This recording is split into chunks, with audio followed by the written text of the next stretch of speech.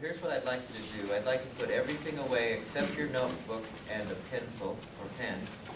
Put everything completely away except one thing to write on.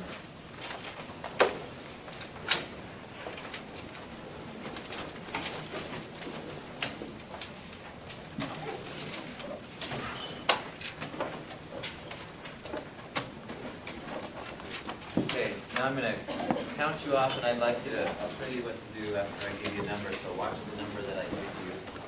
1, 3, 2, 4, 5, 6, 1. Okay? So I just like the ones, just bring your notebook and a pen and wrap yourself around this table here, the twos around this. Let me start this. We're gonna do some interesting exploring here. And I want to give you a little background of what we're going to do. When I started into my PhD, one of the things they asked me to do was to do a dissertation, which is a really long, boring study of something that is supposed to be research-oriented. So I did, they said, and do something that you're interested in. So I happened to be very interested in stress management back then, and so I decided I wanted to do a study on stress management, on stress and stress levels and that kind of thing. And my audience, I wanted to look at college students specifically for this study, and so I put together a big, survey, and I used the college students at Southern Illinois University, where I was going to school, as the students who I gave the survey to. And some of the questions that I asked were, one, how stressed are you? There are tests that you can fill out, there's surveys you can fill out that are pretty good at measuring stress level. I asked what things tend to stress students out the most. I asked them questions about what things they do to manage their stress. Do they even know about things? And what things do they do? Whether they work or not doesn't matter. But what things do they consciously employ? What do they do to help themselves with their stress?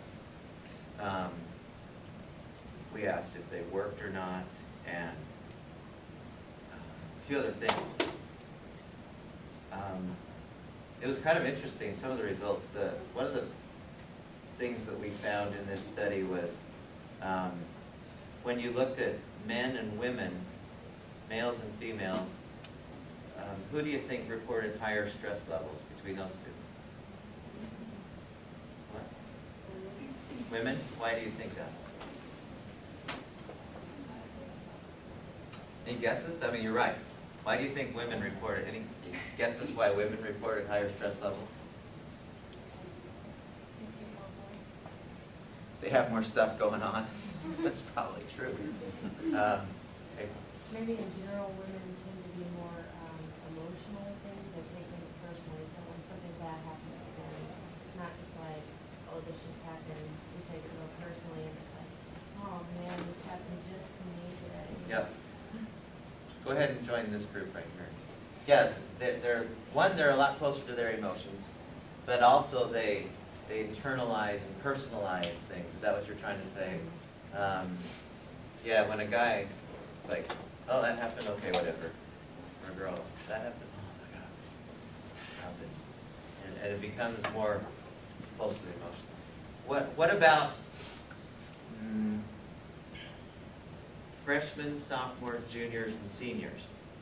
Who do you think reported higher stress levels of those four groups? Freshmen. Freshmen? Why do you think so? Not used to school life and all that. It's pretty scary when you're a freshman. Yeah. Any other guesses?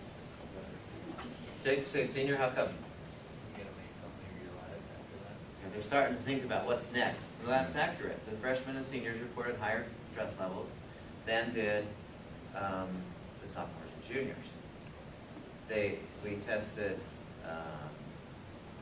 the research shows, who would you guess is the more stressed? Single, married, or divorced people? Divorce. divorced? Why do you say married so immediately? That just makes sense. Married and no kids, I should say. There was a married and kids, a married and no kids. It makes sense. How come?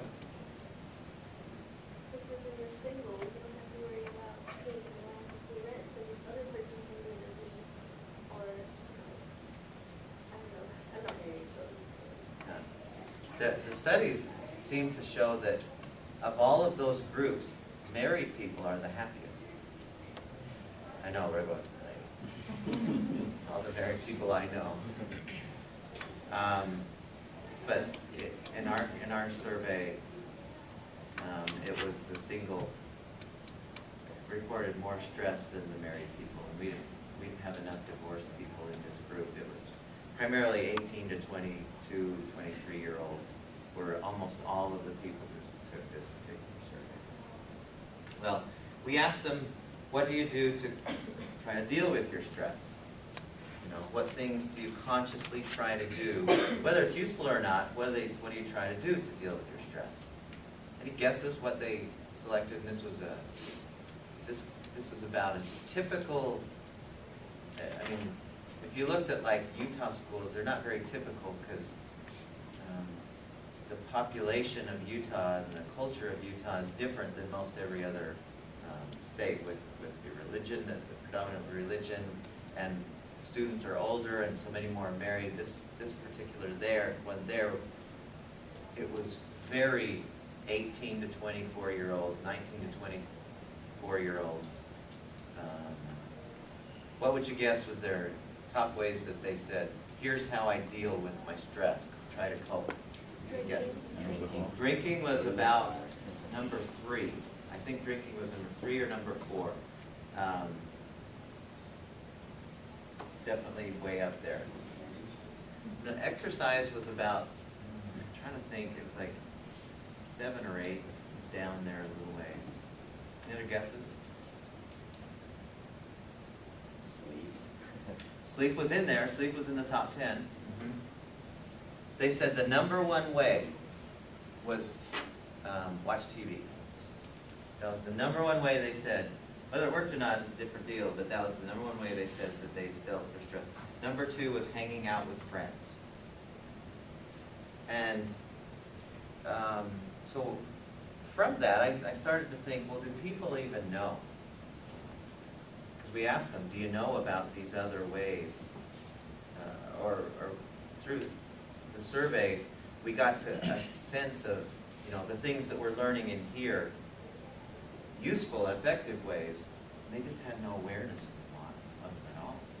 There was just no understanding of, oh, I can actually relax. None of the students reported that they did anything. Meditation was the closest thing, and I think reported that yoga was growing. I mean, you could tell there was some inching towards yoga, but I thought it'd be interesting from that. I thought it would be interesting to have a class on kind of what else can I do? I mean, we do all the main things in here, but some people fish as their stress management.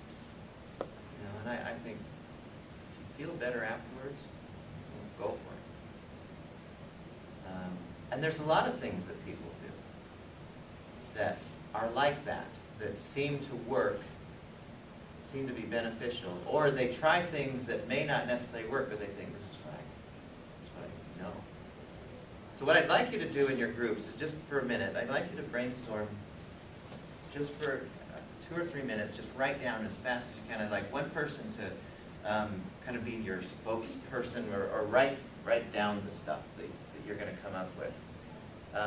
And then I want you to write down everything that you can think of that people do, whether it works or not doesn't matter. That everything you can think of that people do, you yourself or people you know, to help themselves cope, to help themselves reduce their stress. When they are stressed, it's like the answer, like if they ask themselves, how stressed, I'm really stressed today, so I'm going to, and then what would they do? Okay? So just take 2 or 3 minutes and just unload on the papers. Just select somebody to be the writer, and then just let it fly as quickly as possible. So go ahead and go. You volunteer? I'll write it down. Okay.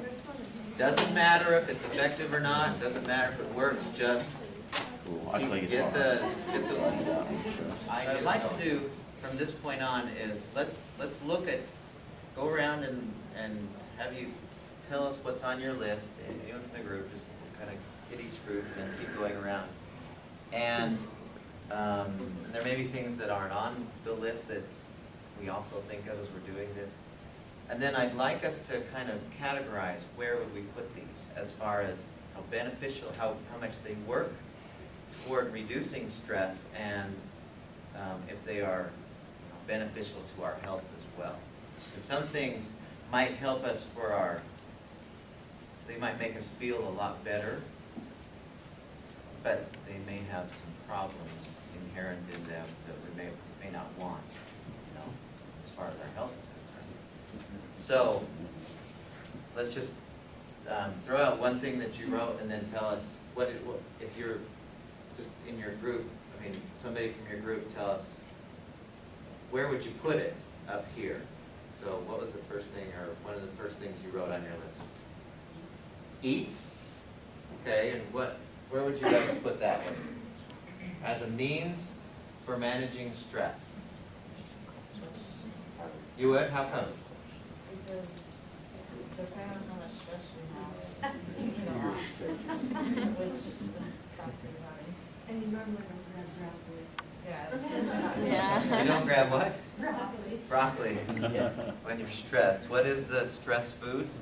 Chocolate. Chocolate, sugar, anything that feels better than the pain of the stress. And I think that's why a lot of people who are depressed eat, because the pleasure of the eating is sometimes their way of offsetting the pain of the depression, and I think it's the same with stress.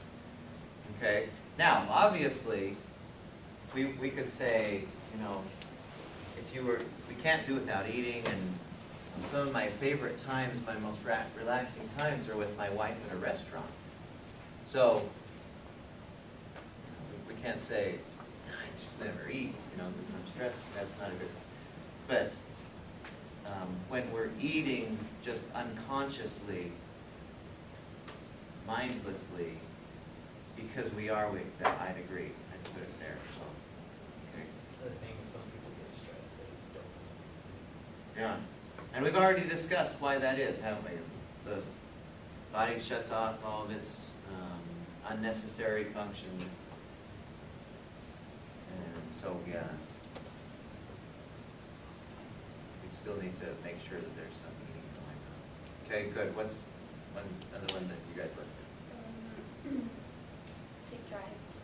Take drives. Go for a little Sunday afternoon. Okay, where would you put that? Pretty good. Pretty good? Okay. Why would you put it there? Because it's not bad, but sometimes it can be avoidance, but Okay. it can also help short. And what we're going to find as we go through this, that this and several other things have an interesting component that makes it very valuable. But I'll hold up on that. Okay, what's one from you guys, Drew? We put like walking or exercise. It's under exercise. So exercise, which in my opinion is different than walking. I wouldn't. I kind of grouped it Walking together, is yeah. walking is this, and exercising is when you get your heart rate up and you can. Right. No, none of you walking get your heart rate up. If you're 70 though, If you're 70, yeah, maybe. that could be exercise. We're walking upstairs. If you're doing stairs or a mountain, then, but Yeah. let's look at exercise specifically, and where would you put it? Probably excellent. Why would you do that? Well, it's good for your health, and then In respect, honestly, there's nothing better under the sun for us than exercise. right. Period. For our health, mind, body, spirit, there is nothing better than exercise. And I'm including meditation and prayer and all those other things. There's been more research on all the things that are good for you, and exercise like is better than all the rest put together for overall well-being. Why is it so good for us with respect to stress? With respect to stress. Mm-hmm.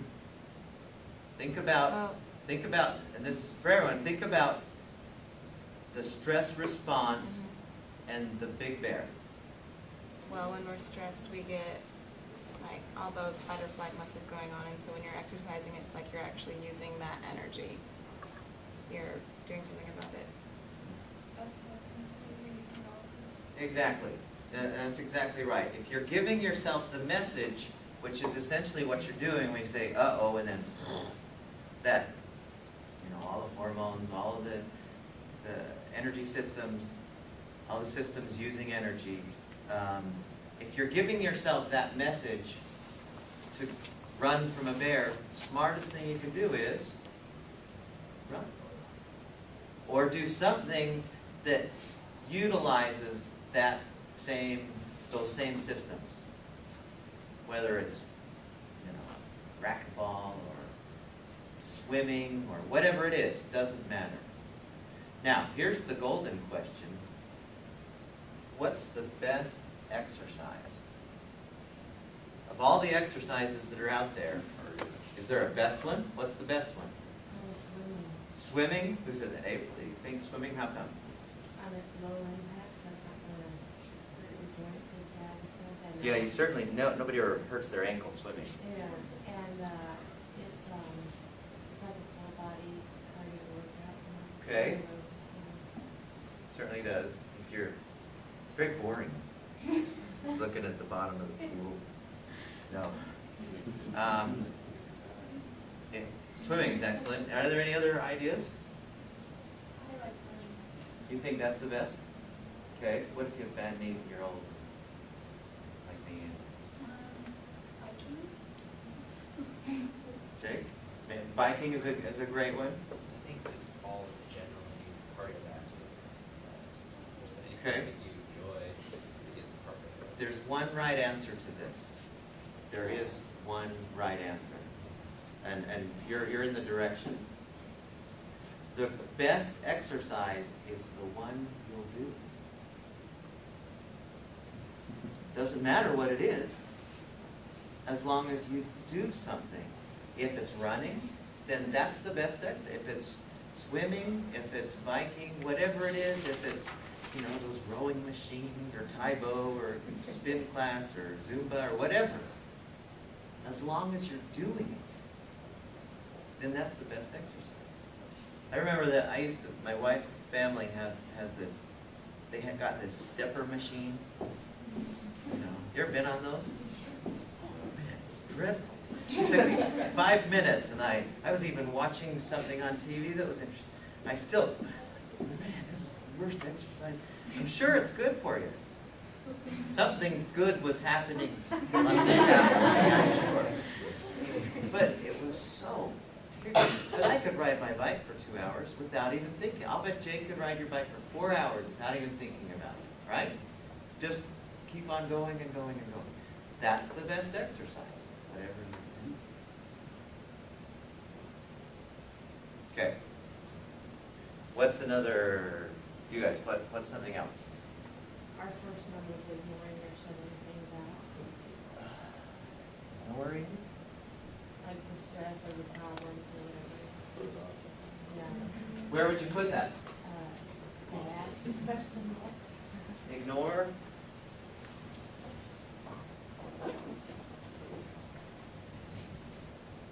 Why would you say that?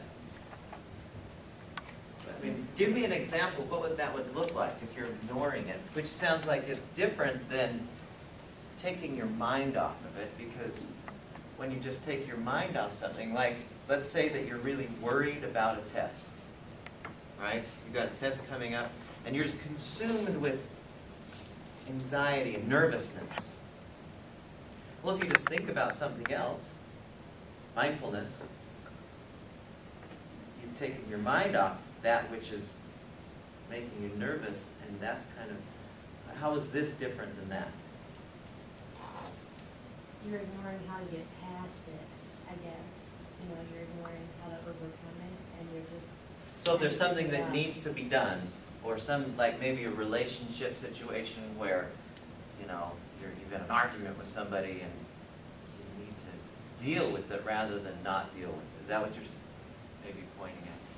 Okay. Now by now. Okay, next one. What else? What did you guys come with?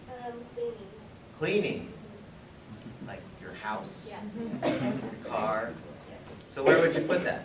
I would say excellent personally, just Yeah? because I love it, because I can redirect all my energy to cleaning. And when I finish, you know, I'm so happy because my house is clean and it looks good. And What if you don't care? well, then you probably wouldn't clean. There is something, remember in our time management discussion, we talked about control. And what did we just say? As control goes up, what does stress do? Stress goes down. Is cleaning something over which you have total control? Total control. That's one reason why we like exercise so much, is you're doing something you have total control over. Cleaning's the same thing. You have total control over everything that's going on. Now, I don't know, maybe there might be a thing about, you know, the organization or being clean or whatever, but I think the real issue that you're getting at, or that why I would say it's so beneficial is that you're doing something that in that moment you have total and complete, it's yours. And as you do that, the stress levels go down. So I kind of buy that. What else? What do you guys come up with? Something on yours? Anything? Music. Where would you put that? Where would you guys put music? That's a pretty good, because it's not excellent, but it doesn't do anything for you, but it gets you on top of it. So you think here?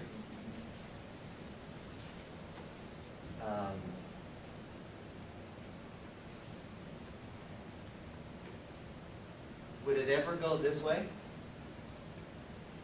Yeah, depends on which music you listen to. Depends on the style. So like if you're listening to country and western, That's questionable. let's go I straight think we need a that new way, right? column. No, it's just me No, I'm on just one. Opera. Yeah. No, music is so dynamic and so, there's so much to it. We're actually going to spend a day talking about music because it's so important, because it pervades every bit of our lives. And they actually have found that there are certain kinds of music that do, that are the equivalent of meditation as far as the effects it has on us. And it's so important, we'll spend another day on it. So, excellent choice, and we won't go into it anymore. Okay, what's another thing that you guys put? Video games as a way to deal with stress. Okay, where would you put that? Questionable? How come?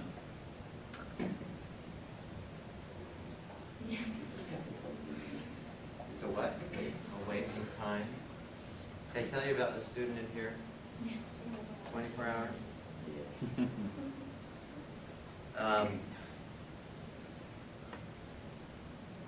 When would it ever go this way, do you think?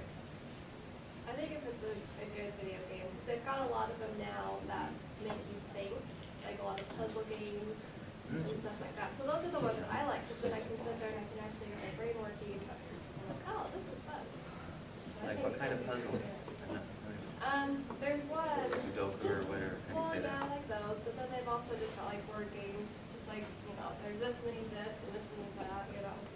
Is that right? Yeah. Mental gymnastics. What did?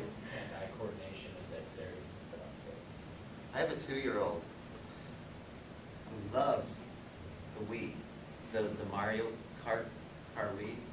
Really, he's 2. He's driving it. He got 6th place once. He loves it so much, we're pretty sure he's addicted already.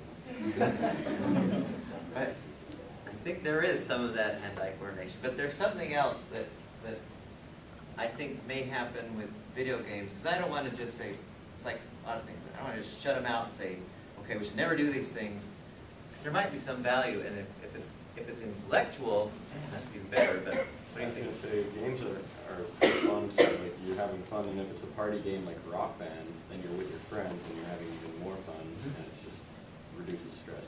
So it's the diversion, the entertainment value of them, where there might be some value to that. So possibly this direction, and I'm going to wait on the key component of these until it comes up again. Okay, so what else?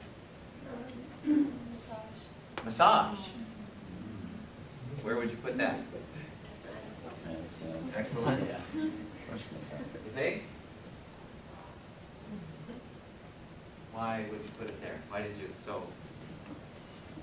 why was that such an immediate excellent? It feels good to everybody. Okay, feels good? It's releasing the tension, and so when you're done, oh, I feel so much better, I can go. Yeah. There's some actual release. And since this is another one of those really good ones, we're actually going to spend a day in here talking about it and experiencing it together, and so I don't want to spend any more time on it because I agree. I think it's so valuable for us. So excellent. But what else? We put reading. Reading. Where would you put it? I don't know, someone else sounds right. What do you think, guys? Probably, it could go all ways, so probably pretty good. It depends on what. Yeah, kind of in the middle. Reading? When would it go this way? When you like to read. When you're like reading, maybe reading intellectual, like studies and stuff. Or even like that. entertainment. They're just Yeah. fun books that you like to read. I used to work in the library for a couple of years. I worked in the library. And, the most hilarious thing I ever saw was always women, every single time, who'd come in and they would really, they'd have a stack this high of those romance books. You know what I'm talking about? You guys have no idea what I'm talking about. Yeah. Those Harlequin romance, they'd come in, they'd leave with the whole, we wouldn't even check them out. Okay, just take them, and when you come back, and they'd come back with more, and then they'd get more, and and I asked them, what do you, they lived by those romance, I mean, that was their lives. I say, man, we could do something else. We've got too much time.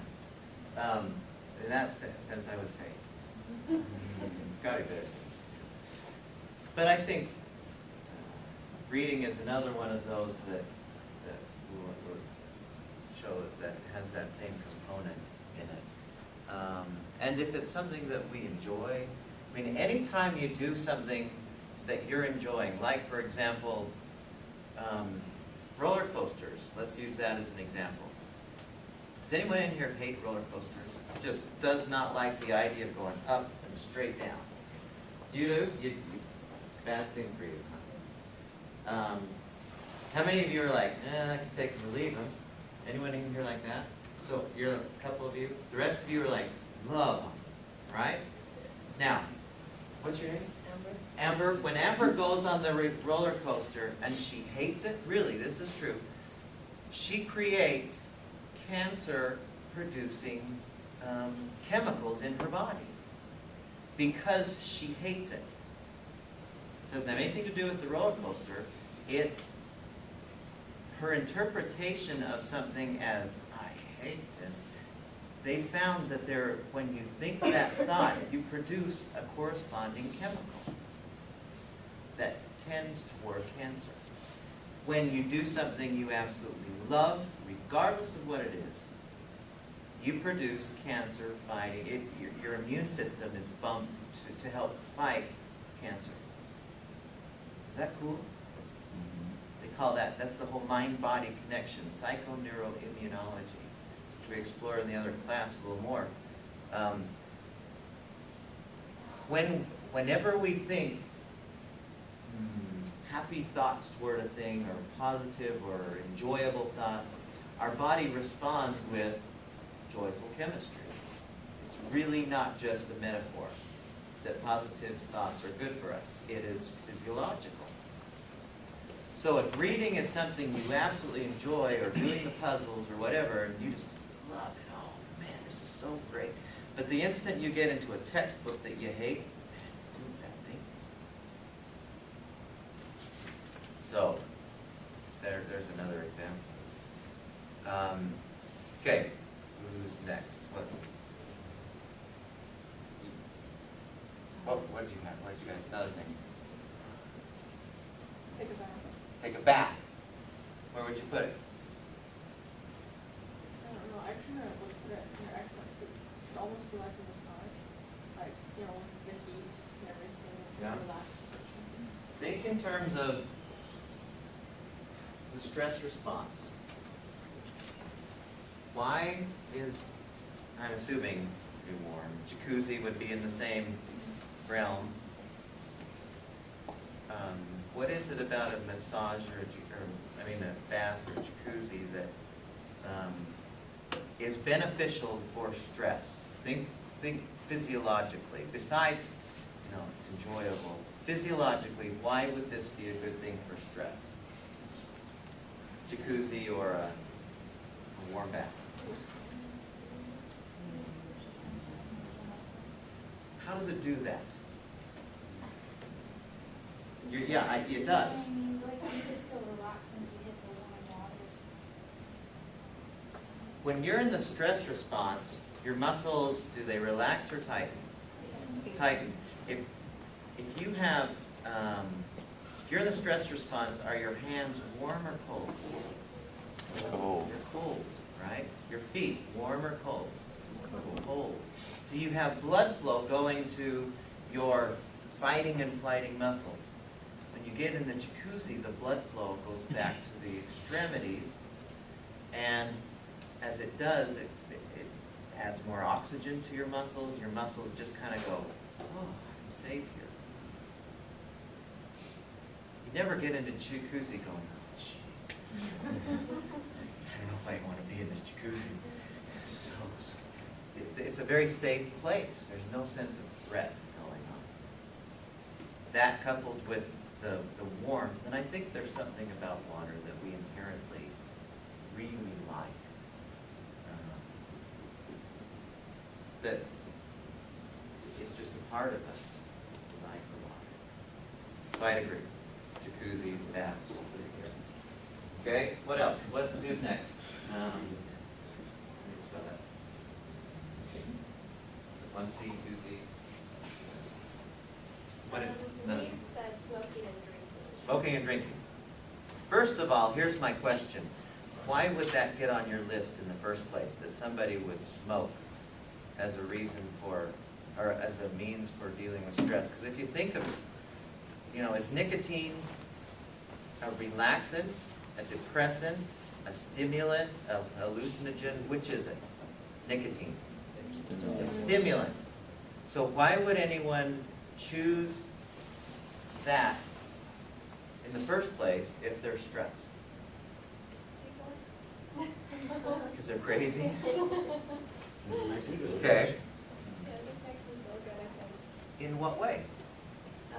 I mean, what do you mean it makes them feel good? Because they're stressed and they're adding, I mean, if you looked at stress, the response that happens physiologically with the stress response, increased heart rate, increased blood pressure, capillaries getting smaller, all of those things, nicotine does the exact same thing. Why would they think that would help? I don't know about smoking, but I've had days, like been really stressed at work, so I'll go home and have a beer, and it just relaxes me, and I'm like, okay, that wasn't too bad. I'm not quite sure about smoking, Now, but I do have. beer's a different deal. Yeah. And let's play with that in just a second, because that is a different deal Yeah. where there might be some merit. But smoking is what I'm wondering about. I Well, think. my mom smokes, and so I've been around it, and I can Does she kind of- smoke more when she's stressed? Yeah, She does. yeah, and I think part of it is the control thing that we've been talking about. Yes, I agree. She feels in control of that. And also, I don't think it's like, if it's someone who is stressed but hasn't smoked before, I don't think that they're gonna reach for a cigarette, but people who are already addicted, that's when they reach for it, like a Yeah. habit. Right. You know, it's not something that just anyone will reach Yeah, a for. non-smoker doesn't immediately when they're stressed. Yeah. Yeah. So it's just someone like who's already addicted to it. They want to take that edge off from their addiction, I guess. And so they go out and smoke anyway. And then when they're stressed, they probably feel the need to take the edge off more. Does that make sense? Here's another thing, yes, it does. And here's another thing is what in our culture, in America, when you need to go have a smoke, what do? Just light up right there? No, you go somewhere else. You actually separate yourself from whatever's stressing you out. You're in your job and I can't wait for my break. And so you go outside on your break and you're no longer in your job. So there's that kind of release from that I think psychologically they think that's a good idea, that I'm away from that. And I just happen to be smoking at the same time. But there's so much more psychologically going on when there's an addiction like that. So that's the smoking side. What about the alcohol? Why? And I mean, you see this on TV. Anyone comes, not anyone, but a lot of times you see people come home from a rough day, or they're just getting off work or whatever, a really rough day. What do they say? I need a drink. What are they saying, really? They're saying, I need something that will help me relax from this day that I just had, right? So what is it about, why would alcohol, so we're going to put tobacco here, smoking. Would you put alcohol here too?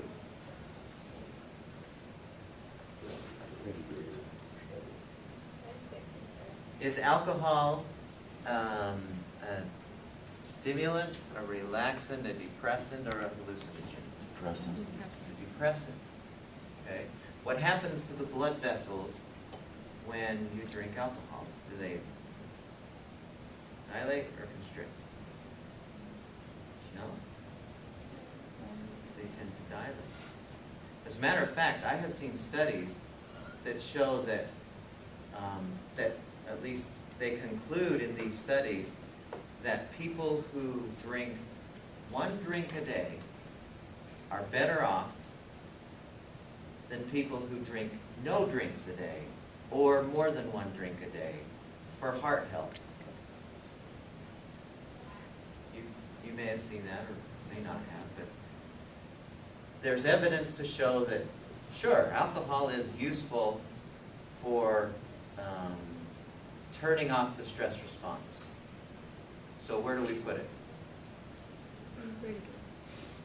Really? I convinced you?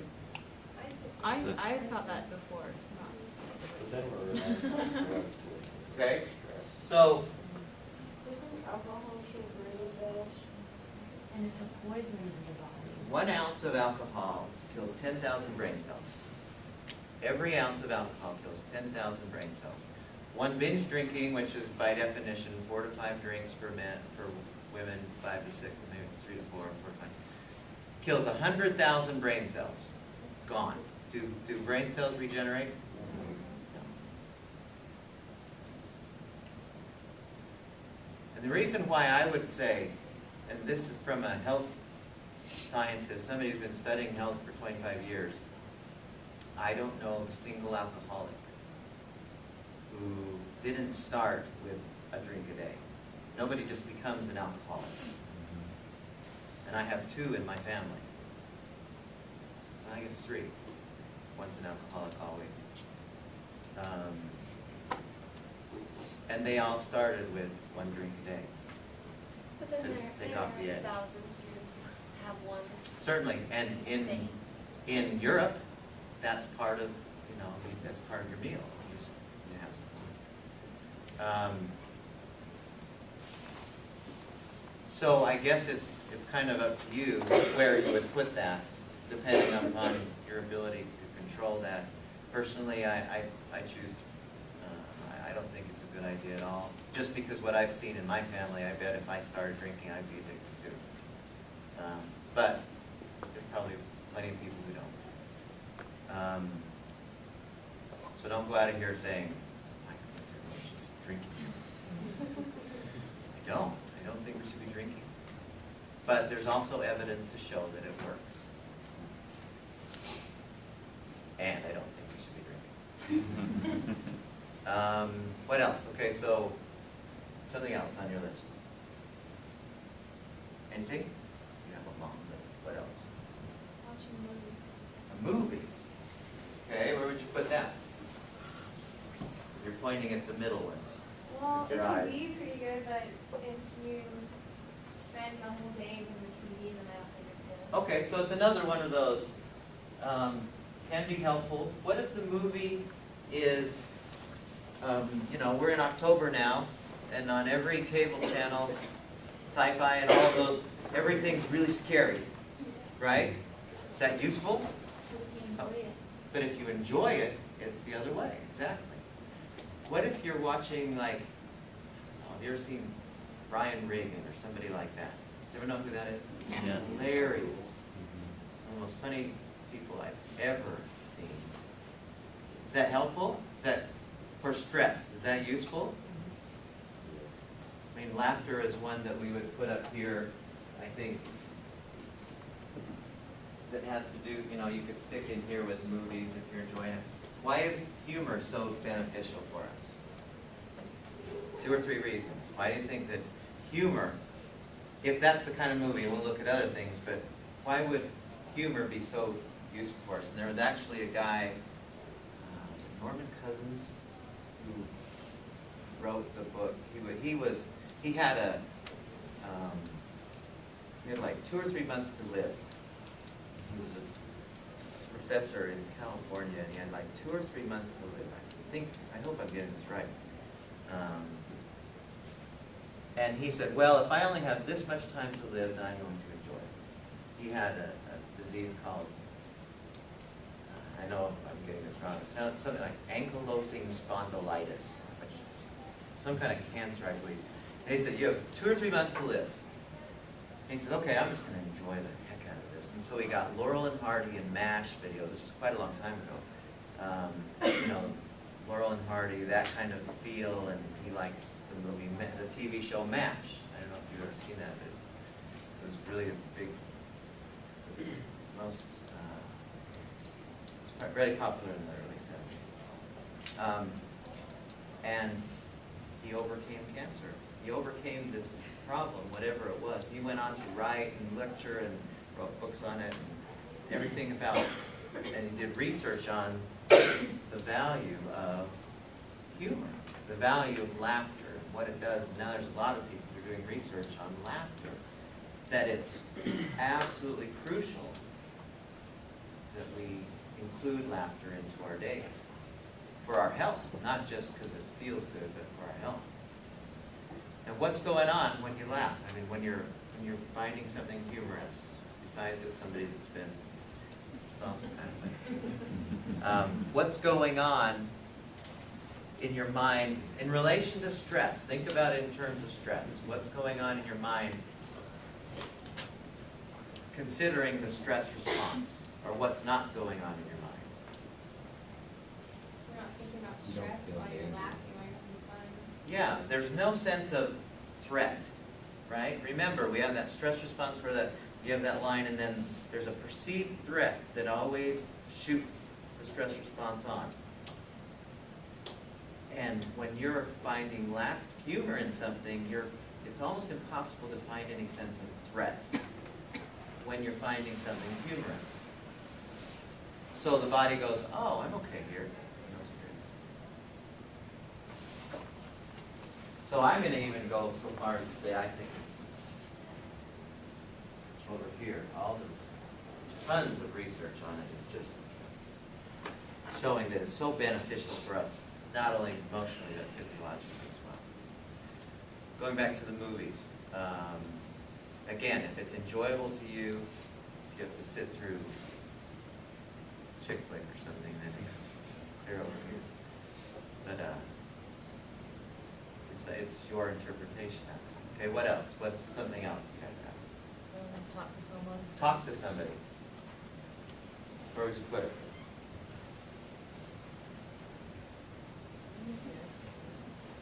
Excellent. Okay.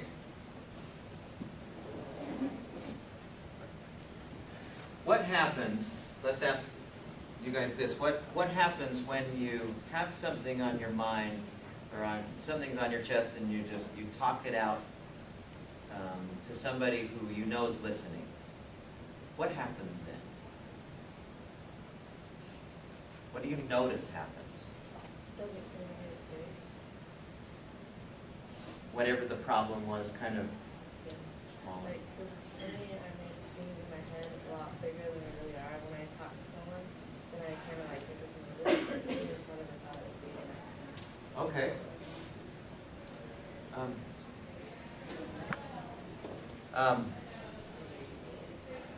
There are 2 or 3 things that are like this that I think are fascinating.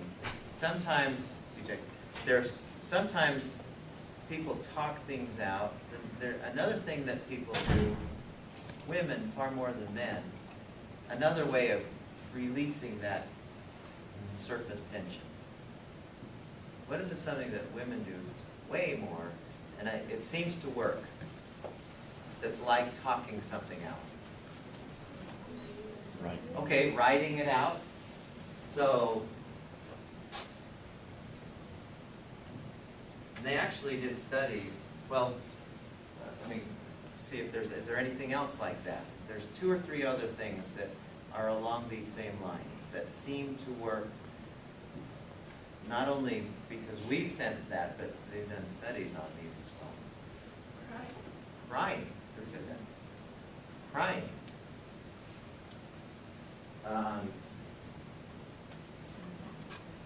Do you ever have that? My wife does, where sometimes she just needs a good cry and she's.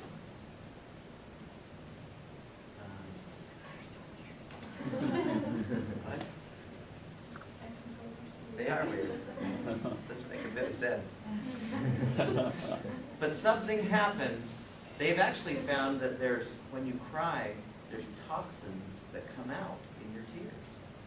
You release toxins that was inside, now it's out. There's one more that's kind of along these same lines. And probably guys do this. Well, I can't say that. That's the same thing where it's surface tension and then suddenly it's not there. Yelling? Why do you think that? I don't know, like it's like talking, but you're getting it out. What's between like talking and crying? Like you're getting it out. It may not be the best way, but still like a release of what you're feeling. Mm-hmm. There is some release of energy there. I got to tell you this story because I'd heard this before and I kind of went, really, I don't think so. Crying, screaming.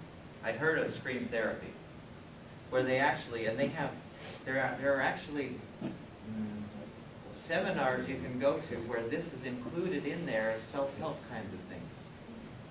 And I remember on one occasion I was in a softball tournament, and in this particular tournament we had a really good team, and we were seeded against some.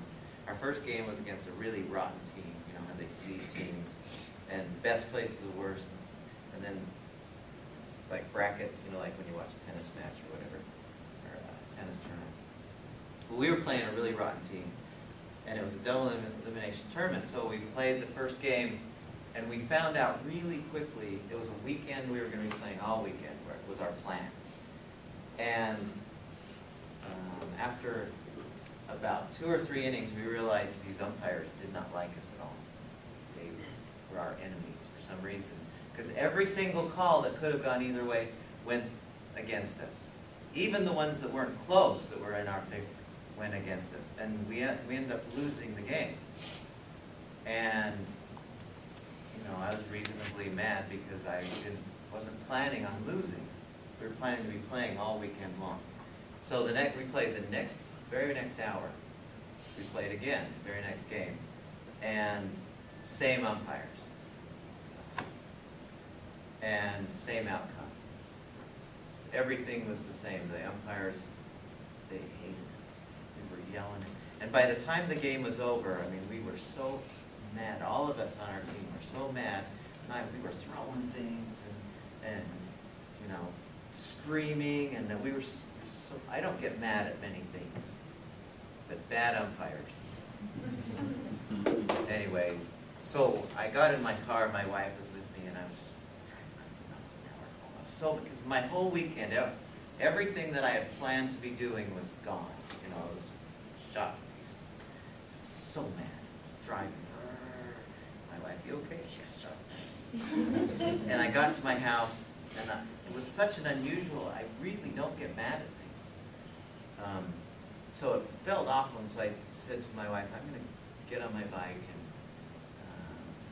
just go for a little ride. It wasn't helping me to be on my bike riding, but then there was this one area where I was living where there was no houses, there was just farms, cows and things. And there was this one stretch of road where I was riding and I thought, well, I'm going to try this. Somebody had mentioned screen therapy. And so, and I was still livid. And so I thought, somebody can see me. So I just, for this quarter-mile stretch of road, I just rode along and I just screamed, top of my lungs. And I got to the end, and the cows didn't seem to mind, so I turned around, and I did that 5 times. Just screaming at the top of my lungs. And I'm not kidding, I'm not in the least bit exaggerating. By the 5th time, I was laughing. I was totally laughing. It was like all of the energy that had been there was no longer there. It was gone. I don't know how to explain that, but it worked. So I went home and I said, you okay? I'm totally fine. Let's go ahead. Now, you have to be a little careful when you're walking around campus.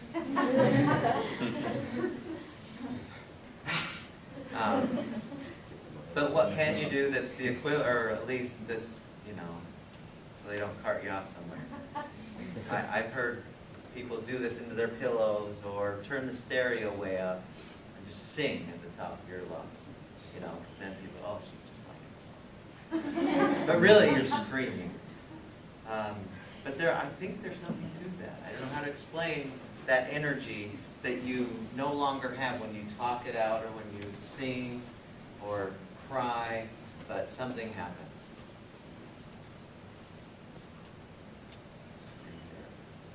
Okay, what else? What's another something? Dance. Dance. What if you can't dance? Everyone can dance. I can't dance. Everyone can dance. I've tried. I saw you go, oh, you're the exception. Where would you put it? Excellent. You would? Yeah. What if you hate dancing? I don't think that's natural. I think that's part of like the walls that people get about self-consciousness. I don't Okay. think anyone really hates dancing. And I'm gonna, that has a component, again, it's one of this single component that I'm holding off until we get a few more that I think is why we'd include that in the, besides the exercise of it, and besides the rhythm, and besides the music, and all of the sociality of it, there's something inherent in it as well that is in a lot of these things that makes it such a terrific means for dealing with stress. So, excellent choice, even though I would never need. But again, I have huge walls. I'm dancing. What else? You put sleeping. Sleeping. Where would you put it? I don't know. If you don't have enough, where would you put it? If you don't have enough sleep, then I would put it at excellent. Excellent. So would I. Excellent. But you could also kind of sleep through the whole day, and that's not It good. can easily go this way, can't it? Yeah. So let's talk about sleep just for a couple of minutes, because sleep is something that, well, studies are showing that across the country, most Americans get an hour and 1 hour less sleep a night than they should be getting, generally. So how much sleep should you get? Any ideas? Average should be 8 8 hours. hours? You think? It really depends on the person. How many of you, 6 hours and you are good to go? Anyone in here like that? Where you're okay with 6? Do you know people like that? Maybe 6, 6.5, you're okay. How many of you, 9? If you don't have 9 hours, you really don't function very well. You guys are all weird, right? According to Courtney's 8-hour average. No, the word on sleep is, it is very individual. I could tell you studies that have shown that a person really only needs 4 hours of sleep. And I can also show you the same, or different studies that say you've got to have at least 8 in order to live a really long, healthy life. The one thing that I do know for sure is your sleep has to be of a certain quality where you're including your dreaming. They did studies that with college students, and they hooked them up to electroencephalogram. Well, what they did is they set up rooms that looked like bedrooms. They asked like students who were taking psychology classes or other classes to be part of this study. And so they put them in the rooms at night, and it was just like any bedroom, very nice, pleasant environment. But they hooked them up to an electroencephalogram to measure brainwave activity. And what they would do is, when they let the students sleep, and then as soon as they started dreaming, how do you tell when you're dreaming? What's the... Yeah, your eyes move back and forth quite quickly. You can look at somebody, I do this with my kids sometimes, I open their eyes while they're asleep, and their eyes go, okay, they don't know. But you can tell when somebody's dreaming. It's called rapid eye movement, okay? So every time these students would start dreaming, immediately they'd wake them up. And then they'd let them go back to sleep for a certain period of time. And we dream all night, all of us do. But we just don't remember, but we're dreaming all night long. On and off, on and off. So these students would get the same amount of sleep, just no dreaming. Okay, does that make sense? And then they tested them, what? Yeah, REM sleep, exactly. They cut that out. So they had full sleep, but no REM sleep. And then they measured them for things like how sick, compared to a control group, they measured them for how well they did academically, and it was off the charts lower for just about every measure they had. Dreaming without the non-REM sleep group did far worse. To the point where even after a period of time, they started hallucinating during the day. They started seeing things that weren't there, indicating their conclusion was the body absolutely needs to dream. It's not, the time, how long we sleep may not be so important, 9 hours or 6, but the dreaming part is absolutely important. Now what about naps? Good, bad, useful, not? And that's exactly right. You're exactly right. The research shows, how many of you have ever taken a nap and felt worse after? How long is that nap usually where you feel worse after? It's the long ones, isn't it? Now here's the explanation why that is. Fascinating stuff. And there's a couple studies that looked at they took people and they said, okay, take a nap for 10 minutes, 11, 12, 13, 14, 15, up to like 2 hours. And then after they were done, they'd measure their feeling of well-being afterwards. And they found that the people who had naps between about 13 and 16 minutes were the ones who felt the most refreshed. Now, why is it? Why would the people who have 2-hour naps feel so yucky afterwards? But why? Do you know, why would you Isn't it explain? because they haven't went through all like the sleep cycle yet? Yeah, it's- Because, in psychology or whatever, they say if you want to take like a long nap, you want to go back and have it be like an hour and a half because you go through the full Well, cycle. That's the right direction. If you're sleeping for longer than about, what they found is if you sleep longer than about 15 or 20 minutes, then your body's going, oh, he's sleeping right now, not taking a nap. Because there's something natural about naps, apparently. And so the body does start going into sleeping rhythms, and depending upon where it is, and you wake up, it might be good, but it's more likely that you're not gonna feel so good. Because you go into these sleep rhythms, and when we get into meditation and music, we'll talk about those more. But yeah, you don't go into them sufficiently, and then you're cut off in the middle of the deeper sleeping, and so it's like awakening to an alarm or something. So about 12 to 15 minutes is ideal for a nap, and that's why we do the relaxation exercises. That's why those are that length, because we're giving the body that rest to recharge, but not sleep. I was just say, naps are not beneficial to me personally because if I take a nap, then it throws off my sleep pattern, and then I won't fall asleep till like 3 in the morning, 4 in the morning, because I got 3 hours of sleep from the nap in 2 hours or something. Yeah. 2 hours, I mean, anything longer than about that really does throw off your circadian rhythms. Really does. Makes you miss it. So I would put naps over here as well. Good call if they're short. Bad call if they're long. Okay. Anything else? We've got about 5 more minutes. What else? Anything else we've missed that you would say, oh, but what about this? Where we would put it? Just go over it. Any hobby that you like? Hobby? That you're enjoying? Like what?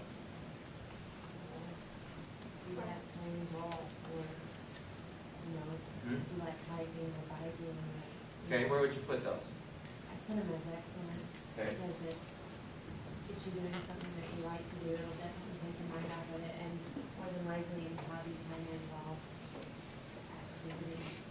Yes, unless it's crafts or something like that. I understand. Crafting away, you know. Here's the thing about all of these different things we mentioned: dancing, reading, watching a movie, cleaning, even.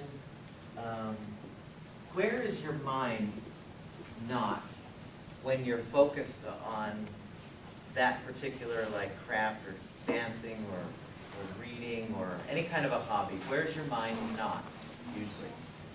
On, what do you mean, stress? Who said that? Yeah, it's not on the thing that you're thinking about that's making you stress. It's not when you're thinking about, how am I going to make this picture look the best?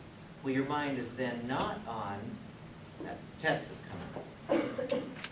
When you're dancing, your mind's not on, oh man, that paper is too long. And if it does happen to hit in there, then you go back to your thing that you're enjoying. It's very mindful. Most hobbies are incredibly mindful, and that is why they're so stress relieving for us. It's the mindfulness nature of them, where we're doing what we're doing to the exclusion of everything else. And when we do that in the moment, our body goes, oh, I'm safe, yes. And we get no stress. That's a huge thing. Huge, it's huge. It doesn't matter what it is, whether it's making puzzles or, what you do in the newspaper, what are those word things there? Word, what's the word? Synonym. What is it? crossword puzzles. Anything else that we have left off here?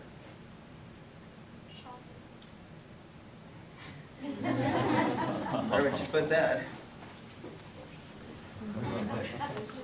I'm pretty sure if there were a worse category than What if you really like to shop? I don't know how that's possible. Mike, Depending on if you have money or not. If you don't have money, If you're and loaded. putting it on your credit card, then most likely it's questionable. Yeah. But if you have money, then it can be excellent because you're spending time with yourself.